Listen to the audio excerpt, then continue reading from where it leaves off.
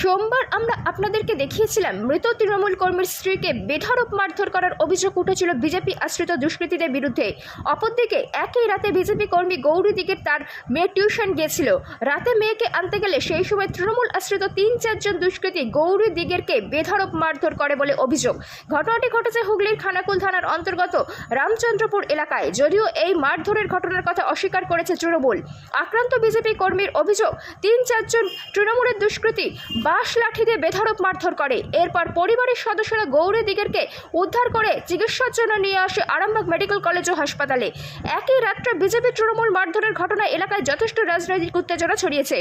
ঘটনা প্রসঙ্গে আহত বিজেপি কর্মী গৌরী দিগের কি জানাচ্ছেন তাদের মুখ থেকেই বিস্তারিত শুনুন। 24 আওয়ার্স আরামবাগের রিপোর্ট। যেখানে কোনো ঝামেলা নেই সেখানে পুলিশ সিভিল পুলিশ বসে আছে। আর যেখানে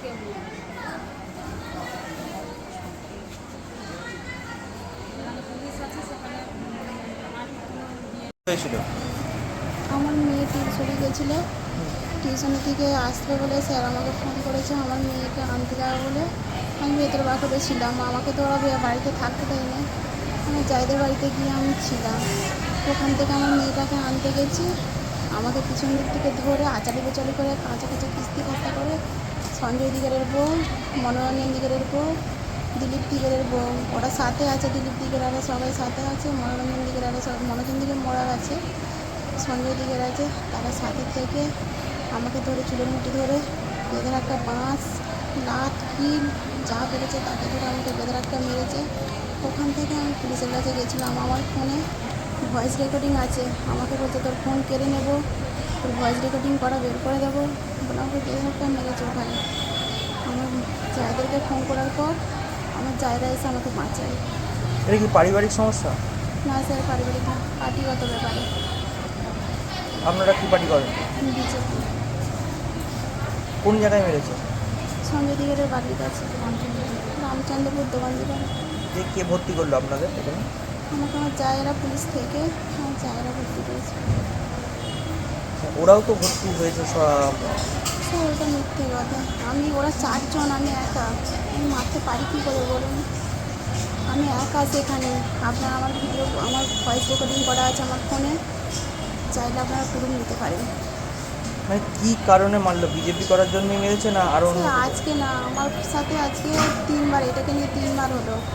আমি 3বার পুলিশের দ্বারস্থ হয়েছি। একবার দ্বারস্থ হয়েছিলাম, আমার কেস ফাইল হয়েছে। তারপরে ওই কেস করার কারণ নিয়ে আরও বেশি আমার সাথে উত্তপ্ত হয়ে আছে।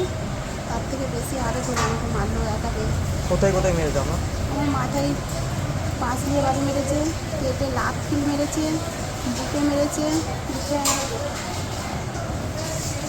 কী নাম আপনার? আমার নাম গৌরী দিগে। কোথায় বাড়ি আপনার? রামচন্দ্রপুর শিবতলা।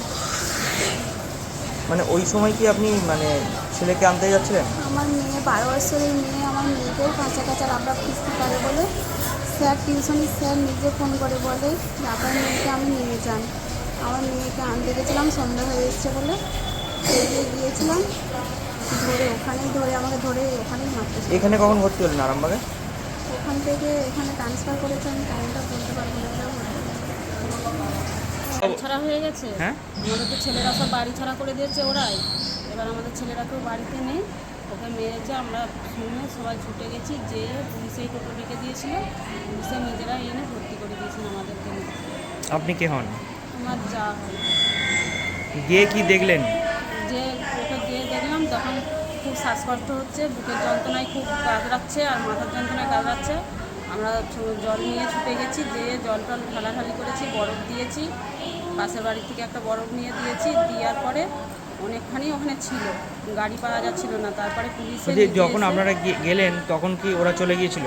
হ্যাঁ, ওরা সব সাইডে সব লাইন ধরে বসে আছে। আমাদের ওখানে পুলিশ এসে ওনাদেরকে দাবি দিয়ে সরিয়ে দিয়েছে, সরিয়ে দিয়ে গাড়ি ঢুকিয়ে ওনাকে তুলে দিয়েছে গাড়িতে। আপনার নাম কি? আমার নাম রেণুকা দিগে। কোথায় বাড়ি আপনার? আমার বাড়ি ভেতর দিকে, ও রাস্তার ধারে উঠে গেছে, ওদের সামনেকে উঠে চলে গেছে।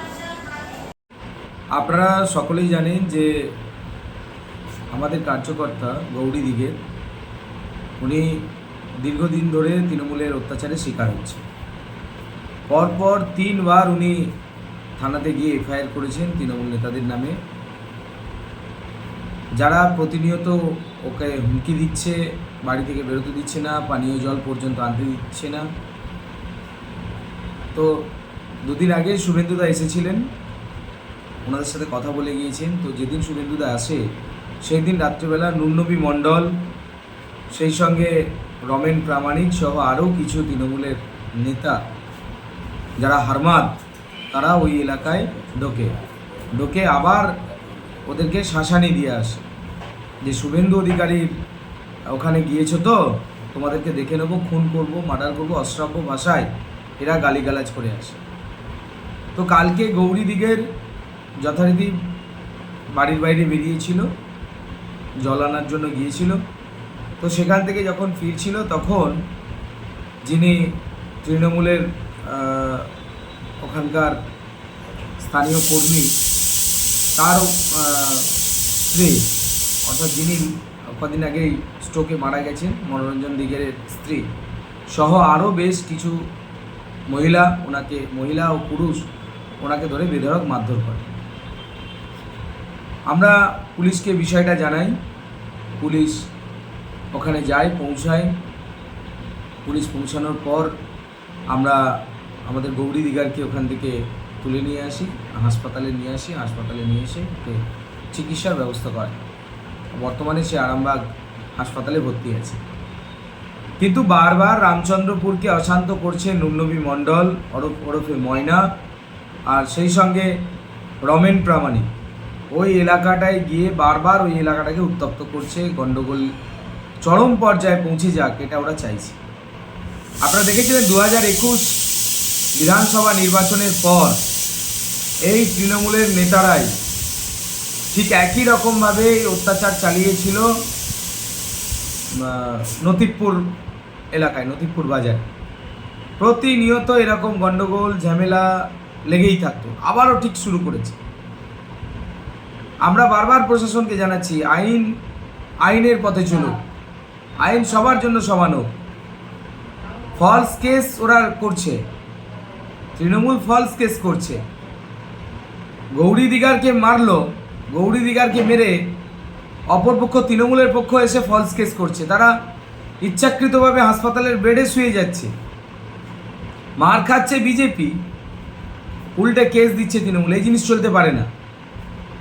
আমরা পুলিশকে বলেছি প্রয়োজনীয় আইনানুগ ব্যবস্থা নিতে, কারণ এই জিনিস চলতে পারে না। ওটা পশ্চিমবাংলার বিচ্ছিন্ন অংশ নয়, ভারতের বিচ্ছিন্ন অংশ নয়। ওখানেও আইনের শাসন আছে, শাসকের আইন না। এটা আমি বলবো, অবিলম্বে পুলিশ করার স্টেপ নিন যাতে ওই এলাকায় শান্তি ফিরে আসে। আপনারা জানেন যে কিছুদিন আগেই আমাদের তৃণমূল কংগ্রেসের একজন নেতৃত্ব রাজাটি 1 গ্রাম পঞ্চায়েতের অধীন রামচন্দ্রপুর গ্রামে মনোরঞ্জন দিগের বিজেপির দুষ্কৃতীদের দ্বারা খুন হয়ে গেছেন। বেশ কিছুদিন ধরেই এই শুভেন্দু অধিকারী এবং সুশান্ত ঘোষেরা তাদের এই খুনিদের অক্সিজেন দিতে, তাদের খুনিদের উৎসাহিত করতে বিভিন্ন এলাকায় ঘুরছেন, আপনারা সেটাও জানেন। এবং আজকেও ব্লকে এই সুশান্ত ঘোষ উস্কানিমূলক বিভিন্ন মন্তব্য করেছেন। আর বিগত কয়েকদিন ধরেই ওই রামচন্দ্রপুর গ্রামে একটা অশান্তি ছড়ানোর চেষ্টা চলছে। আজকেও মনোরঞ্জন দিগের তার সহধর্মী বাড়িতে ছিল, সেই সময় তার উপরে আক্রমণ করা হয়। সেই আক্রমণের পরে ওনাকে হসপিটালে ভর্তি করা হয়েছে, খানাকুল হসপিটাল রেফার করেছে, আমরা আরামবাগে আবার স্থানান্তরিত করা হয়েছে। এমতো অবস্থায় যার স্বামী মারা গেল, তাকে মারার পরেও এই বিজেপি এত নির্মম, এত নৃশংস, যাদের কোনো জ্ঞান নেই, তারা এখনও ওই পরিবারটার উপর অত্যাচার চালাবার একটা চক্রান্ত করছে। তো আমি প্রশাসনের কাছে অনুরোধ করছি এবং স্থানীয় মানুষজনের কাছে অনুরোধ করছি, এই যে বিজেপির ঘৃণ্য চক্রান্ত, তার থেকে সকলকে দূরে সরার জন্য আমি আহ্বান জানাচ্ছি এবং অবিলম্বে মনোরঞ্জন পাত্রের যারা খুনি এখনও মেন আসামি আছে তাদের গ্রেপ্তারের দাবি জানাচ্ছি। এবং তার সাথে সাথে আমরা প্রশাসনের উপর আস্থাশীল হয়েই আমরা আইনের মাধ্যমে যে সাজা হবে তার উপরেই আমরা নির্ভর হচ্ছি। কিন্তু তার এই জায়গাটাতে বিজেপি কী করছে, ভাবছে আমরা দুর্বল হয়ে গেছি। তারা একের পর এক ওই রামচন্দ্রপুর গ্রামেই অঘটনগুলো ঘটাচ্ছে। তারাই খুন করছে, তারাই সন্ত্রাস করছে, তারাই আবার তার পরিবারকে মারধর করছে। আমি অবিলম্বে প্রশাসনের কাছে অনুরোধ জানাচ্ছি যে আপনারা বিষয়টা দেখুন। আমরা আগামীকালকেই মিটিং করে আমরা দলীয়ভাবে সিদ্ধান্ত নেব এবং আমাদের দলীয় স্তরে উপর মহলে আমরা এই বিষয়গুলো জানাবো। তবে এইভাবে যদি বেশি দিন চলতে থাকে তাহলে আমরা কিন্তু আর চুপ করে থাকবো না, আমাদেরকে আমাদের পথ বেছে নিতে হবে এবং এই খুনি যারা আছে তাদেরকে ইমিডিয়েট প্রশাসনকে অনুরোধ করছি আপনারা গ্রেপ্তার করুন এবং তার সাথে সাথে যারা উস্কানিমূলক মন্তব্য করছেন বিধায়ক থেকে বিরোধী দলনেতা থেকে যারা করছেন তাদের বিরুদ্ধেও আমরা এবারে এফআইআর করব। এফআইআর করে আমরা তাদের বিরুদ্ধেও আমরা এফআইআর করব এবং তারা যে চক্রান্তগুলো করছে তাতেই কিছু মানুষ উৎসাহিত হয়ে এই সব অন্যায় কাজগুলো করে চলেছে।